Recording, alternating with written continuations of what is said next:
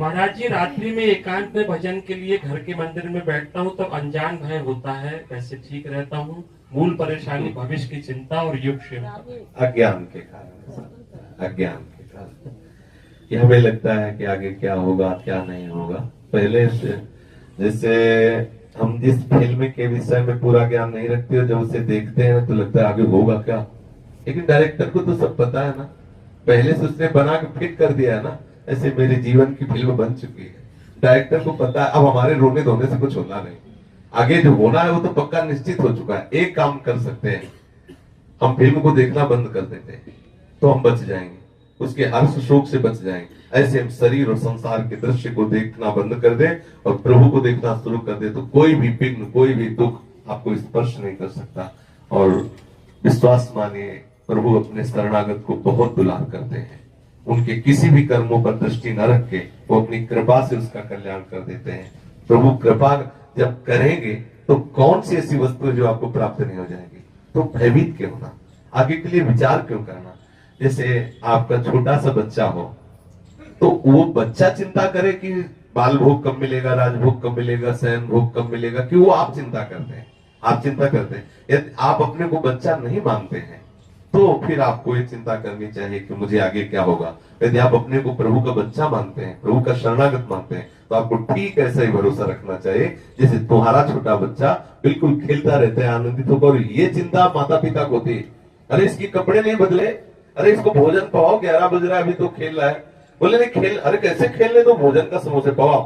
ये माता पिता का विषय है, बच्चा तो आनंद, हम लोग बच्चे हैं जैसे भी है, उनकी माया के खेल में खेल रहे हैं, ये उनका चिंता का विषय। आगे के लिए बिल्कुल चिंतित मत हो, आगे क्या होगा वही होगा जो मेरा प्रीतम करेगा, जो प्रीतम करेगा वो मंगल करेगा, वो अमंगल तो कर नहीं सकता। बड़ा से बड़ा अमंगल रूप भी महामंगल में है, ये वही जान सकता है जिसका चित्त प्रभु में स्पर्श किए हुए, नहीं तो जान नहीं पा रहा, उसको लगता है भगवान ऐसा कैसे कर सकते हैं। समझ रहे ना, आप भजन परायण रहिए और विश्वास कीजिए, प्रभु आप पर बहुत दीजिए हुए हैं। जो आपका मन एकांत में भजन के लिए लगने लगा है, और घबराइए मन, ये घबराहट मन में पैदा होती है क्योंकि ये पापी मन बहुत जन्मों से हमें प्रभु से विमुख रखा है। आज जब हम भजन में लगते हैं तो घबरा जाता है क्योंकि मरेगा ये मन, जिसने हमें बहुत सताया है ना, अब वो मरेगा।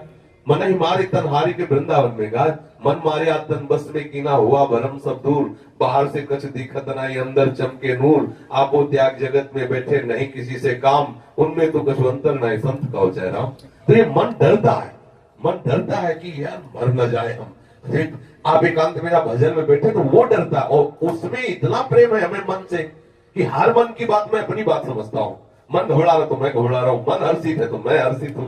अगर हम मन के दृष्टा आप देख रहे हैं, कह रहे हैं कि मेरा मन घबरा रहा है, तो आप मन तो नहीं है ना, आप मन के देखने वाले बने, तो आप थोड़ा हटकर के बात कीजिए। घबरा रहा तो घबरा तूने पाप किए तो भोग तू, मैं तो सच्चिदानंद स्वरूप प्रभु का सच्चिदानंद अनंत हूं, मुझे कभी कोई भी माया परास्त नहीं कर सकती। पर ये बात आ गई तो बहुत बड़ी साधना हो गई, बहुत बड़ी चढ़ाई में चढ़ गए आप प्रयासरत रहिए और सत्संग सुनते रहिए तो निश्चित वो विवेक आ जाएगा जिससे हम मन बुद्धि पर विजय प्राप्त कर लें। तो महाराज जी, जो अनजान शक्तियों का भय है वो मन का ही भय है दरअसल।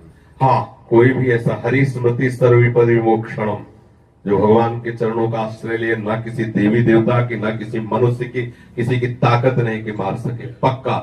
तो एक बार हम भ्रमण कर रहे थे तो एक फतेहपुर जिले में कस्बा है, तो वहां के जो भूतपूर्व प्रधान थे उनकी नवीन प्रधान से बड़ी दुश्मनी थी। उधर ही भ्रमण करने के लिए कभी गंगा के किनारे, कभी ऐसे एकांत क्षेत्र में भ्रमण करते थे, तो खबर मिली थी।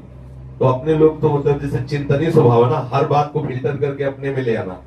तो सुना कि पूर्व प्रधान ने नवीन प्रधान को मतलब गोली मारने के लिए राइफल साथ रखते थे, एक आदमी साथ रखते थे। उधर वो आ रहे थे कार से और ये जा रहे थे मोटरसाइकिल से, पुराने प्रधान, उनके पास भी दुनाल थी।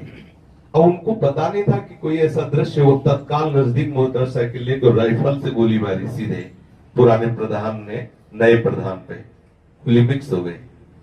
पहले उतर पड़े गाड़ी से, उनके भी आदमी थे, तो उनका कहो प्रधान जी, कहो हाथ से तुम्हें मार डाले, कहो बंदूक से मार डाले।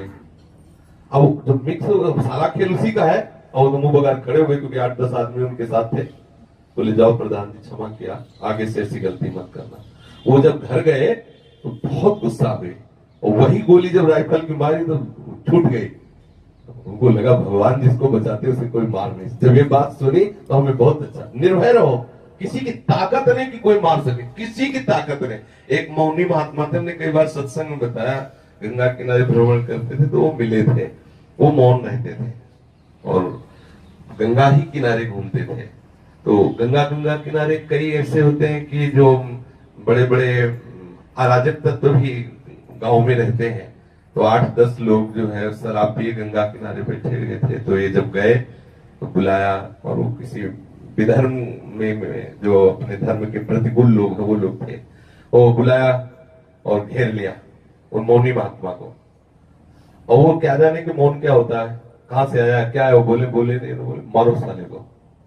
तो महात्मा ने कहा कि अब हमें लगा कि मारेंगे। बोले मार। और संध्या का समय था, रात्रि धीरे धीरे विस्तार को हो रहे, अंधेरा बढ़ रहा था। उन्होंने सोचा कि अब मुझे मार डाला जाए, पर उनका मैं बोलूंगा नहीं, अपने व्रत से ही रहूंगा। अब उनमें से एक ने कहा कि, और वो आंख मूंद के खड़े हो गए। एक ने कहा कि आप क्यों मारोगे इसको, कुछ बोल तो रहा नहीं। बोले नहीं मारेंगे, कोई तुम्हारे रिश्तेदार लगता है। बोले मार के दिखाओ। शुरू हो गए, लात जूता आपस में शुरू हो गए, महात्मा चलती है। ये है हरि का खेल। आपस ही में भिड़वा दिया और वो चले गए। महात्मा जी, मौनी महात्मा ने बताया कि हमें कोई रोकने वाला नहीं, उधर लात जूता आपस में चल रहा था, हम चले गए। अरे जिसके हरि सहायक है उसको कौन मार सकता है। आपको हरि पर विश्वास कर लेना चाहिए। देखो ये शरीर एक नियत समय के लिए आया है। यदि इसको अभी 10 मिनट केवल रहना है तो सिर्फ 10 मिनट रहेगा। 11वें मिनट इसे कोई बचा नहीं सकता। और अगर इसको 50 वर्ष रहना है तो काल की भी ताकत नहीं कि इसका बाल भी गिरा दे। इतनी पक्का विश्वास रखना, हिम्मत रखना, बिल्कुल हरि के विधान के खिलाफ नहीं हो सकता। अगर हरि का विधान है, ऐसा होना है तो उसे कोई टाल नहीं सकता। अगर है कि ऐसा नहीं होगा तो उसे कोई कर नहीं सकता। इस बात पे निश्चित हो जाओ तो क्या भय है जी।